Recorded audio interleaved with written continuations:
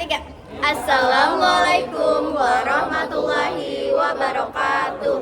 Perkenalkan, kami dari kelompok 4 akan mempresentasikan tentang reproduksi manusia. Sebelumnya izinkan kami memperkenalkan masing-masing. Saya Nawal Azizah, absen 22. Saya Sabrina Haura, absen 31. Saya Safira Aulia, absen 32. Saya Kanyada Ramadhani, absen 13. Saya Kena Taurik Al-Hadi, absen 14. Saya Rahel Gurdolosi, absen 26. Langsung ke materinya.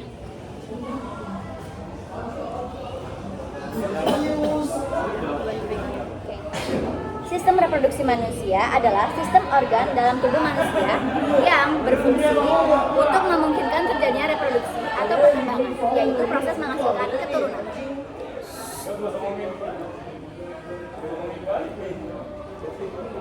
Selanjutnya, sistem reproduksi manusia ini memiliki 4 fungsi, yaitu memproduksi gamet atau sel telur dan sperma, kedua menyimpan dan membawa sel reproduksi ini, yang ketiga memelihara keturunan saat berkembang, yang keempat memproduksi hormon.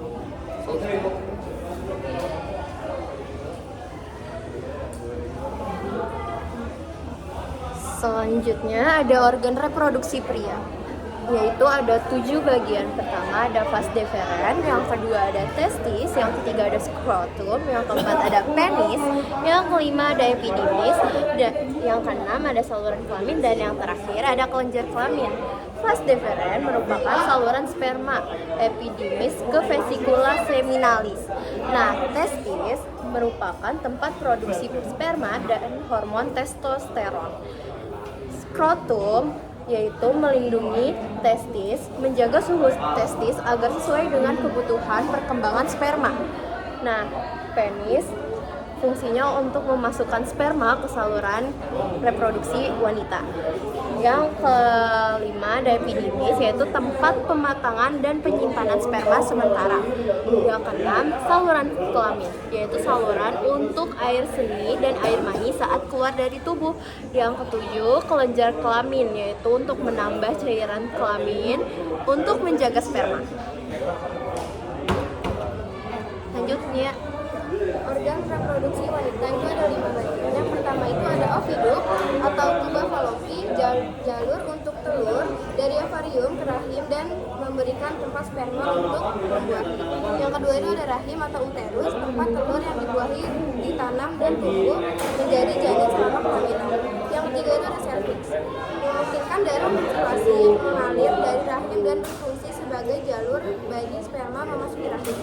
Yang keempat itu ada vagina, menerima penis selama reproduksi seksual, memungkinkan darah menstruasi keluar dari tubuh dan memungkinkan bayi lewat saat melahirkannya. Dan yang terakhir itu ada ovarium, memproduksi telur atau ova dan hormon seks wanita seperti estrogen dan progesteron.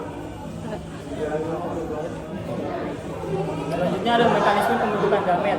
Mekanisme pembentukan gamet adalah proses biologis di mana sel-sel kelamin atau gamet, yaitu sperma pada pria dan ovum pada wanita, dibentuk melalui pembelahan meiosis dari sel induk yang bersifat diploid 2N dan menjadi sel haploid yaitu N. next. Lalu ada lembaran spermatogenesis berlangsung saat puber dan oogenesis berlangsung saat dalam kandungan. Oke, selanjutnya yang pertama ada spermatogenesis. Di contoh gambarnya itu ada tubulus seminiferus atau proses pembentukan sperma. Sel-sel yang terlibat dalam spermatogenesis antara lain yang pertama spermatogonium atau sel induk spermatozoa, penghasil sperma. Yang kedua ada sel Sertoli, itu memberi nutrisi pada spermatozoa. Yang ketiga ada sel Leydig, penghasil hormon testosteron yang berperan dalam pembelahan meiosis untuk membentuk spermatosit sekunder. Selanjutnya, hormon yang berpengaruh dalam spermatogenesis. Yang pertama ada LH, yaitu luteinizing hormon, yaitu merangsang sel Leydig untuk menghasilkan testosteron. Yang kedua ada FSH, yaitu follicle stimulating hormone, merangsang sel Sertoli menghasilkan ABP, androgen binding hormone. ABP akan merangsang spermatogonium memulai spermatogenesis. Selanjutnya ada tahapan spermatogenesis. Yang pertama itu ada tahapan penggandaan, yaitu spermatogonium atau 2N membelah menjadi spermatosit primer 2N yang disebut dengan tahapan pertumbuhan. Ya. Selanjutnya ada tahap spermatogenesis. Yang pertama itu tahapan penggandaan. Tahapan penggandaan itu ada spermatogonium atau 2N menjadi spermatosit primer 2N yang disebut dengan tahapan pertumbuhan. Selanjutnya dari spermatosit primer atau 2N ini membelah menjadi meiosis 1. Nah, meiosis 1 ini membelah menjadi spermatosit sekunder atau N dan membelah lagi menjadi meiosis 2 atau yang disebut dengan tahapan pematangan, dan yang terakhir itu menjadi spermatid atau N, dan tahapan terakhir ini spermamiasi atau menjadi sperma. Ini sperma. Oke, dah. Lanjut. Nah, di sini ada gambar rahim di mana tempat terjadinya oogenesis, yaitu di ovarium, dan di sini ada ovum. Tadi tahapan Yaitu lalu ada tahapan spermatogenesis dari janin ke ovarium, puber, ovulasi, dan fertilasi.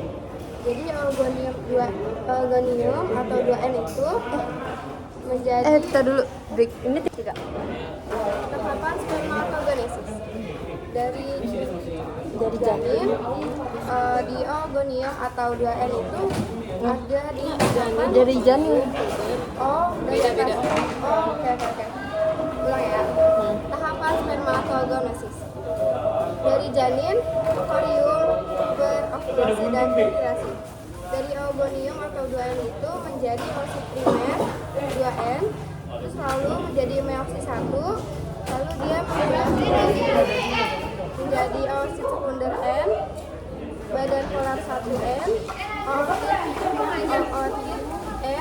ovum N, badan polar 2N. Lalu dia ada di tahapan penggandaan, tahapan pertumbuhan, tahapan pematangan. Oke, next. Ken. Lalu ada struktur sperma. Yang pertama ada nukleus, lalu ada akrosom dan sentriol. Tiga-tiga itu berada di bagian kepala. Lalu bagian leher, lalu ada bagian mitokondria dan membran plasma, lalu ada ekor. Next. Struktur ovum.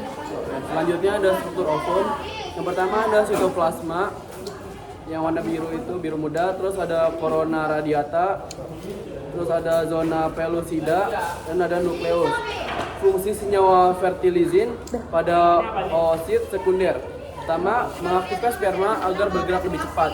Kedua, menarik sel sperma secara kemotaksis positif.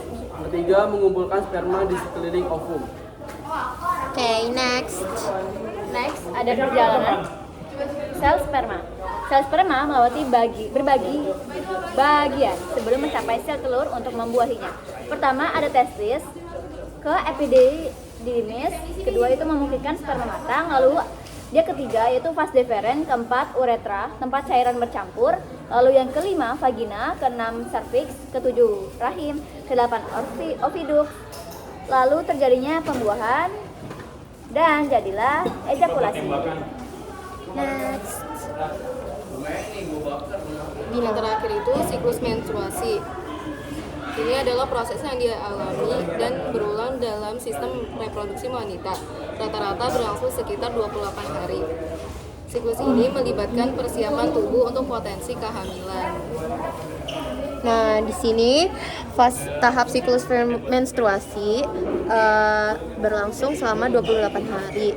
Selain itu, ada 4 tahap lain selain fase menstruasi, ada fase folikuler, fase ovulasi, dan fase luteal. Fase menstruasi yaitu lapisan rahim robek, menghasilkan pelepasan darah dan jaringan dari tubuh melalui vagina. Fase folikuler, ketika kelenjar pituitari melepaskan hormon yang merangsang pertumbuhan dan perkembangan folikel ovarium. Lalu, fase ovulasi, ketika telur matang dilepas dari ovarium dan siap untuk pembuahan potensial. Dan yang terakhir ada fase luteal. Folikel ovarium kosong menjadi korpus luteum, memproduksi hormon yang mempersiapkan rahim untuk kemungkinan implantasi embrio. Next. Hormon menstruasi. Oke. Iya. Lalu ada hormon menstruasi. Yang pertama itu ada hormon FSH. Yang pertama itu merangsang pembentukan folikel kedegraf. Yang kedua itu memacu pembentukan estrogen. Lalu yang kedua itu ada hormon estrogen. Yang pertama itu ada merangsang kelenjar hipofisis untuk memproduksi LH. Yang kedua itu menghambat produksi FSH. Lalu yang ketiga itu ada hormon LH. Yang pertama itu merangsang ovulasi dan perkembangan kortus luteum. Yang kedua itu merangsang ovarium untuk memproduksi progesteron. Dan yang terakhir itu ada hormon progesteron. Yang pertama itu ada memacu pembentukan endometrium sehingga siap untuk mengimplantasi embrio. Dan yang terakhir itu ada menghambat produksi FSH dan LH. Next. Lalu ada fertilisasi. Fertilisasi adalah proses pembuahan, yaitu peleburan sel telur atau ovum dengan sel sperma yang menghasilkan sel tunggal yang disebut zigot. Oke, selanjutnya adalah tahap fertilisasi. Itu ada struktur blastula. Itu ada sel bagian dalamnya berkembang menjadi calon embrio atau embrioblast. Selanjutnya ada blastosel. Terus ada trofoblast. Itu berkembang menjadi plasenta dan membran kehamilan. Selanjutnya blastula berkembang menjadi gastrula. Itu ada struktur gastrulanya. Itu ada ektoderm. Itu membentuk kulit dan sistem saraf. Dua, ada mesoderm. Membentuk rangka otot, sistem peredaran darah, ekskresi dan reproduksi.